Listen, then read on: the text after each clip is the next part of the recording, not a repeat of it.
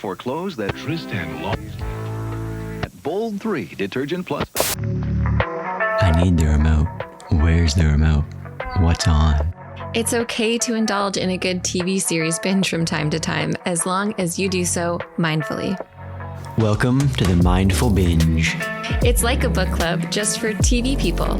Join Alysse Bryson and Lane Kennedy, two sober West Coast besties who have never met in real life, as they recap TV shows and movies they love to binge mindfully. This dynamic duo digs into shows and movies that feature addiction, mental illness, and recovery as a part of the leading storylines. Now let's get into this week's episode.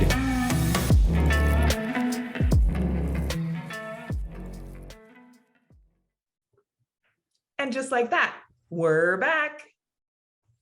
My name is Lane Kennedy, and this is the Mindful Binge. My name is Alysse Bryson, and I love the Mindful Binge. That's what we do here. It's like a book club, but for TV. TV people, yeah. Not that we don't like to read. We do like to read, but we maybe like to watch TV a little bit more. Yeah, so good. If you're new, thanks for joining us. If you have not listened to episode 2 and 3 of And Just Like That, go back and listen, because today we're going to be talking about episode 3. Alysse, what do you think? Okay, this episode, a little bit of a snooze for me, but I know that they're continuing to develop the storyline so that we can get to some of the bigger stuff that's coming up. So, okay, fine. How does episode 3 start out? It opens up with Mitzi's there again. Oh, no. It opens up with the attorneys. Oh, right. They're at the attorney's office. The secretary, big secretary's there. And of course, Miranda is representing Carrie, and they find out that Big has left Natasha, his former wife, first wife, $1 million. It's a lot of cash. It is a lot of cash, but I'm curious in comparison to his entire estate, like what percentage was that? It couldn't have been 50%, probably not. So like, was it 10%? Was it 5%, 1%, 2%? Do we care? 1%. 1%? Okay. All right. Even 5%. I don't think it was that much. But the fact that he left her something is the conversation, right? It is the conversation. And Carrie, she kind of can't handle it, right? She's not very happy about the situation. So she turns into like super sleuth, crazy stalker, which I identify with. I'm down with the stalking, but before getting sober, girl, I have not told you any of my crazy stalker stories, but they're embarrassing. They're embarrassing. I don't want to get into it, but I understand stalking very well. Stalking's a real thing. Yeah. It's a real Wait, thing. does it count though now, stalking on the internet, or is that called research? Just checking. Ooh. I don't know, because I do a lot of research, and I do a lot of research. I do a lot of research, and then when people don't research, I'm like, "What's wrong with you? How come you don't know this? How come you don't know this?" Right? Okay, yeah. I think there's a difference between research and stalking. Yes. What else is happening in this? Let's see. She's got all the sympathy cards. She's still in her penthouse. Right? Penthouse, with her and Big's apartment. She's still there. And she even starts like going through his stuff, right? His suits, his drawers, obsessively trying to find like what's going on that he would leave Natasha this money. Like someone so far from the past. Why? As if she's gonna find like a clue about it, like in his top drawer or in his pocket. Like it's so weird. Yeah, no, that stuff is hidden. Never coming out. Right. It's gone. But I do appreciate her eagerness to find out why. Yeah. Well, she's in the mourning process, and so she's got a lot of pent up energy and emotions, and she's looking for a place to fuel it because she doesn't want to just feel it. And I can identify with that. I totally get that. Our next scene is, well, I love this next scene where we're with, I just blanked on her name. Miranda, not Miranda. Charlotte and the kiddos. I can hear your doggies.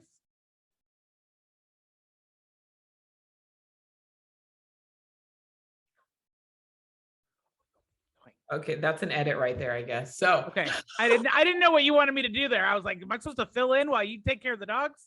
Okay, we're not editing this. Right, I forgot. Well, then everybody else can know that Lane has 2 ginormous dogs, which we refer to as the Giants. Oh man. Yeah, they're being a lot right now. Okay, so we're in the kiddos' room. Lily and Rose. And they're in bed reading a bedtime story. And Charlotte's in there. Yeah. Do you still read your son bedtime stories? No, he's 12. That was done at like 7, I don't know, 8. He was like, get out. Yeah, I kind of wondered the same thing. I was like, all right, weird, but fine. But Charlotte's special. You know, she's the perfect mom. She's the perfect wife. She's living out her fairy tale. Okay, fine. So yes, she's in bed. She's in bed with Rose, reading a book, and the subject comes up about being a girl, essentially. Yeah. And Rose says, she doesn't feel like she's a girl. Which I love so much. Yeah. I think this is great that they're bringing this up, and Charlotte's response. Okay, this is where I think parents need to take parenting classes, or we need to get on the same page with giving our children space to just be themselves and not having to say, oh, I felt like that too. Like Charlotte's kind of squashes her a little bit by trying to identify with her. Oh, and Lily, didn't you feel like that as well? Like, no, just let Rose be Rose for this 5 minutes. She's just shared something so valuable, so awkward. Like there's so many emotions behind it. And how long has she been thinking about it before she actually verbalized it? Right? Like, It's a big moment for Rose. It's a huge talking about her feelings. But I like that they're bringing this up, because this is becoming a more normalized part of conversations. Yeah. I know that this is happening in my child's school. This is the age, I think, between like 8 and 12. There's a lot of fluidity happening right now, and a lot certainly because that's right before they're going to head into puberty. So that makes a lot of sense that this is where these kinds of conversations would be coming up. Yeah. So I like that they're bringing it up in the show. It's a good point. And I wasn't surprised, because they are trying to pack in every possible issue they can into this season. So everything. Yeah. Then we're heading back over to Miranda's house with ice cream for her and Steve, having some ice cream. Just another night of average married life. I'm not married, so I don't know what it's like to be married and hanging out with your partner. Yes, so I'm gonna step in here, because this is not. I mean, let me think for a second. Dessert, like they have a whole setup with their dessert, like the M&Ms and the little. I would never do that. I would leave it in the kitchen. That's a lot of effort. It's a lot of effort. Like you get to pick your own little treats for the top. I was like, what is happening here? And then this seems like they do it on a nightly or weekly basis. Yeah, like ice cream Sunday night or something. Yeah, I thought that was a little strange, but on the other side, I thought that's awesome that they're still doing it. But it's in contrast to Miranda's contempt, or her lack of desire for this relationship that I'm starting to see, at least. She's got. I just thought I didn't pick up on that in this scene. I just thought, average, comfortable married couple, blah blah blah. Boring. And we see Brady and the girlfriend. Yeah. Before they go upstairs to get it on like Donkey Kong. Oh my God, constantly. And then, we're back to Carrie rummaging through all of Big's information and finding dun dun dun the picture. Oh yes, she finds a picture. In his wallet with a Goji 65 on the back. Yes. Like, who is that? What is that? Well, we'll find out, I think. Yeah. I do like the fact that the next scene is about the bakery. Hot buns, hot guys. There were a lot of businesses that started in the pandemic. So I can applaud that they wanted to add that in too. And that, Anthony is trying to find his way. Right. Yeah. A lot of businesses closed. Delivery. Everything became about delivery. I like that Rose is in the mix. And absolutely. And Charlotte's like, don't talk about that, right? She's so overly sensitive and cautionary. Well, she's also a control freak. Super controlling, which I can identify with. But Anthony just keeps being himself, which is beautiful. Super gay, hot fellas, hot buns. Yeah, I like his business. I like what he's doing with it. Yeah, I applaud this. Anything else you notice in that? No, it's just a fun additional storyline. Yeah. Who doesn't want hot guys and carbs? Like, come on. Oh my God, right? What do we have next? What do we have next is, I believe Charlotte finds the mini bottles in Miranda's bag. Dun, dun, dun. Again, carrying on that story, that theme of Miranda's potential drinking problem, which I've said from the very beginning, problem. Yes, it is suspicious to have the little empty miniature Tito's bottles in a backpack. That is suspicious. While there may be some kind of validity to it, can't get it out, Bryson. I can't. I mean, in what situation? I don't know what that would be. I don't know what that would be. The only time you carry around mini bottles is when you have a habit. When you have a habit and you're secret drinking. Yeah, that's the only time. Where you're gonna like pour it into your drink. Yeah, you're not so that nobody knows. Yeah. It's not happening. The next thing that we're kind of facing is Carrie's desire to understand Natasha again and the quest. So they're on the quest to connect with her, and Carrie's going to go to her office and confront her. Bad idea. Just not okay with this idea. But I love how the trio is just kind of walking through New York, right? They have a mission. They're on the other side of town now. We know that Natasha has this incredible luxury brand. She probably doesn't even want Big's money. Well, right? She doesn't. In the end, she doesn't. She says she doesn't want to take it when they eventually do connect. But she doesn't. No, she's moved on with her life. She's got kids. She's married. She's got a cashmere company. Yeah, she's done. She's aged beautifully. She looked phenomenal. She looked great. Yeah. Smoking hot. Yeah. Good for her. Yeah. The fashion, I'm just going to stop us here for just a quick second and talk about the fashion and all the different fashion and the smocks. I feel like there's a lot of smocks in this episode with Miranda in particular. She's like smock after smock after smock. Did you notice that? I did not, but how do you feel about her hair right now? Okay. Because I know that's a hot button for you.